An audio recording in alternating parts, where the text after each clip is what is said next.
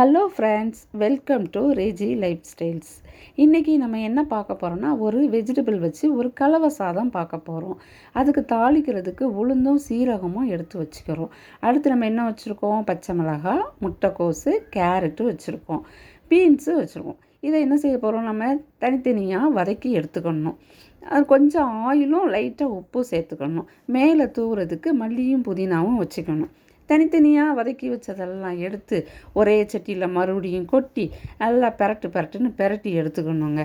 ஏன் நம்ம அப்படி செய்கிறோன்னா, முதல்ல கேரட்டு வெந்துடும், பீன்ஸும் முட்டைக்கோஸும் லேட் ஆகும். அதனால் தனித்தனியாக நம்ம எடுத்து வச்சுக்கிட்டு திரும்ப எல்லாத்தையும் கொட்டி மறுபடியும் ஒரு கலவை கலந்துட்டு அதுக்கு தேவையான நெய்யையும் போட்டு அதுக்கு இன்னும் கொஞ்சம் உப்பு கம்மியாக இருக்கும். அதனால் என்ன செய்யணும், போதிய அளவுக்கு உப்பையும் போட்டு நல்லா பெரட்டுன்னு பெரட்டிட்டு அடுத்து கருவேப்பிலை, மல்லிச்செடி, கருவேப்பிலை போட வேணாம், மல்லி புதினா சேர்த்துக்கோங்க.